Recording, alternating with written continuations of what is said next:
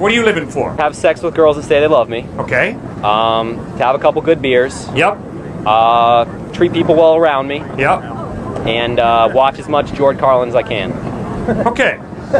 So your purpose in life is to have sex with as many girls who love you as you can, to drink as many beers as you can, to be a good guy. Correct. And to watch as much George Carlin as you can. So wouldn't it be a lot easier if, he just came and actually said what he was or isn't, instead of having middlemen come to college campuses and try and tell us things? Like, why can't we get the source? Good. Why can't he just come down? Well, that's the whole point. He did come down. No. 2,000 years ago. Like, what's he been doing lately other than making footprints in sand? Like, why can't he come here? Well, you have a source document. You have the Gospels. No. Like, that's an ancient book. We want now, today. Like, where's he been? What's he been up to? Okay, good. God, it's not enough what you've done to reveal yourself. Unless you do X, Y, and Z, you're not going to be privileged enough to have me believe in you.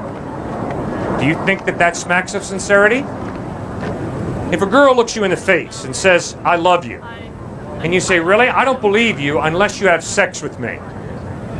What do you think of that? That seems good. I like that. Just think about it. Because I think your answer that you just gave is the answer to your previous question.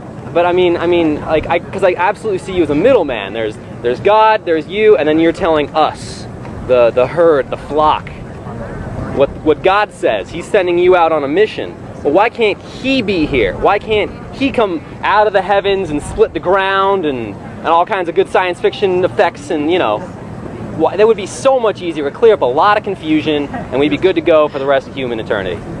Now that we have technology to record it rather than... Whitey.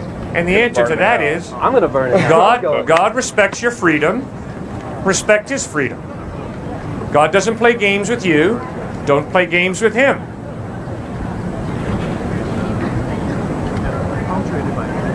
It's a game, sir. You're playing a game. And the game is, in order for me to believe in you, you have to do this. And if you don't do this, I'm not going to believe in you. Watch out. That's a trap. And if you treat a human being that way, you're going to have incredibly superficial friendships. Well, that's based on the presupposition that there is a God. No, forget that. And that is false. You stepped forward, you painted the scenario, I didn't. I'm responding to the scenario you pictured. Now, that was a neat trick you tried to play there, but it's dishonest. Totally dishonest. You stepped forward, you set the scenario. The scenario you set was, hey, why doesn't God perform more miracles today?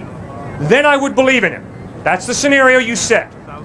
And I'm pointing out to you how dishonest that is in approaching a personal being that way.